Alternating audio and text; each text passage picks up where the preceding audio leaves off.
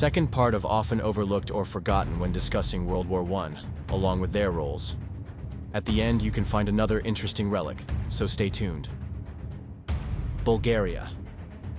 Bulgaria's entrance into the war on the side of the Central Powers in 1915 played a significant role in Serbia's defeat and offered the Ottoman Empire breathing room in its European campaign. However, Bulgaria's geopolitical situation was complex, being allied with the Ottoman Empire while Russia, who helped them gain independence, was on the opposing side. Both the Central Powers and the Entente courted Bulgaria as an ally due to its strategic location and strong military. The Central Powers were better, able to promise territorial gains it sought at the cost of Serbian gains from the First Balkan War. Bulgaria helped defeat Romania, a new Entente ally, particularly in the Dobruja region. In 1917, it suppressed Serbian uprising in occupied territory, the Toplica uprising, caused by severe repression towards Serbian civil population. After that, it largely maintained its position on the Salonika front. When Allies launched a major offensive on the Macedonian front in September 1918, Bulgarian army collapsed at the Battle of Dobro Polje. On September 29th, facing military defeat and mutiny, government signed the Armistice of Salonika, becoming the first Central Power to capitulate, Romania. Romania was strategically important due to its oil fields and initially attempted to remain neutral, but eventually joined the Allies in 1916. It faced a difficult campaign against the Germans and Austro-Hungarians, and after Russia withdrew from the war, Romania was forced to surrender. They managed to rejoin the Allies before the war's official end and secured a relatively favorable outcome. Romania's King Ferdinand IV favored the Allied cause, declaring war on the Central Powers not once, but twice. Romanians invaded Transylvania, part of Austria-Hungary, but ethnically majority Romanian territory, on August 27, 1916. The campaign was a disaster. By December 1916, an Austro-Hungarian counteroffensive captured Bucharest, the Romanian capital, while Bulgaria, Austria's ally, seized Romania's southern provinces of Wallachia and Dobruja. Romania was forced to surrender on December 9, 1917. It was the Central Powers' last victory in the East. However, just 24 hours before the armistice, Ferdinand re-entered the war on the Allied side and recaptured several key cities. This second declaration of war was undertaken to secure Romania a place at the forthcoming peace conference. It worked. All of Bucharest's territorial demands were met. But it took another war, the Hungarian-Romanian War of 1919, before Ferdinand's authority was established in Transylvania. China. Though Japanese violations of Chinese neutrality during the Qingtao campaign caused widespread anger, China joined the Allies in hopes of recovering territory lost to Japan once the war was over.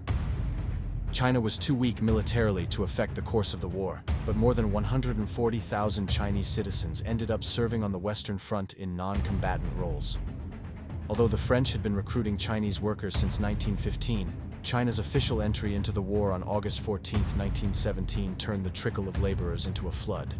In total, 96,000 Chinese were employed by the British and 37,000 by the French, and many were posted to battle areas where their duties included digging trenches, transporting ammunition, and burying the thousands of dead.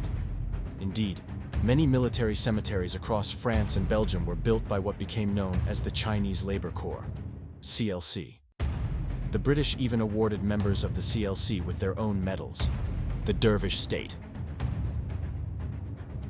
This small state in the Horn of Africa, during the roughly 25 years of its existence, openly resisted attempts at colonization during the scramble for Africa, and was recognized as a major ally by the German Empire and the Ottoman Empire.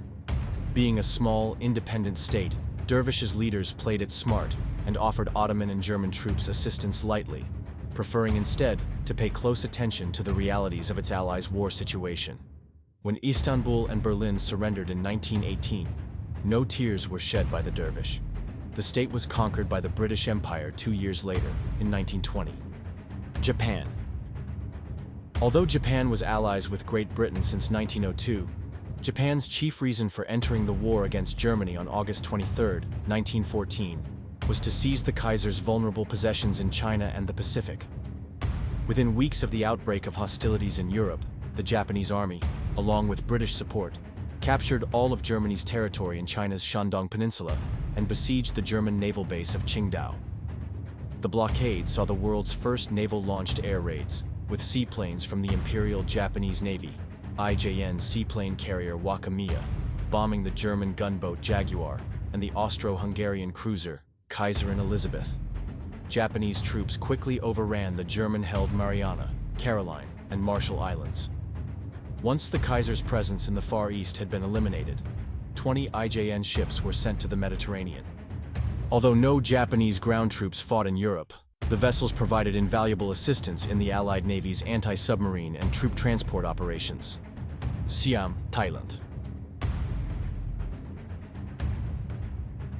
Despite numerous pre-war attempts by Britain and France to divide Siam between themselves, King Rama chose to join the Allies on July 22, 1917.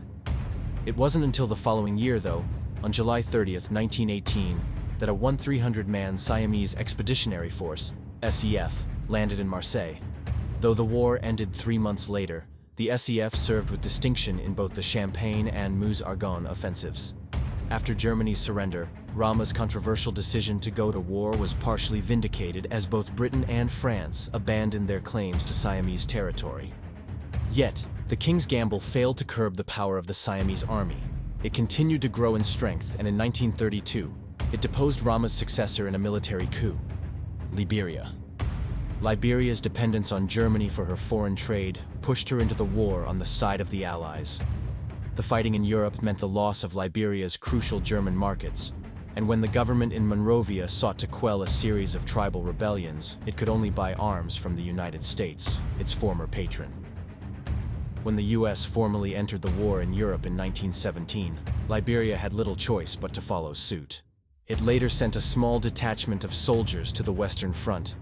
Though these troops did not see combat, Liberia's capital did. The city was shelled by a German U-boat in June 1918. After the armistice, US President Woodrow Wilson tried to help Liberia rebuild its shattered economy, but the bill authorizing substantial loans was defeated in the US Senate. Portugal. Lisbon's colonies in Angola and Mozambique, which bordered German Southwest Africa, Namibia, and German East Africa, Tanzania, eventually drew Portugal into the war on the Allies' side. In August 1916, the first 30,000 men of the Corpo Expedicionário Português were placed under the command of British Army in France and Belgium. This number doubled within a few months. By May of 1917, Portuguese troops were in action on the Western Front, where they served with distinction but with great losses. Still, the division continued to fight courageously and distinguish itself. Thanks for watching to the end. Our relic for today is about Toplica Uprising. Toplica Uprising lasted from February 21st to March 25th, 1917, was the only uprising against occupying forces throughout the entire World War I. Ultimately, a combined effort of Bulgarian and Austro-Hungarian forces suppressed the uprising. Suppression involved brutal measures, resulting in approximately 20,000 Serbian civilians' deaths and the deportation of over 80,000. Although it did not liberate the area long-term, it highlighted the deep-seated grievances against foreign rule and the Serbian population's desire for national self-determination. Thanks for watching.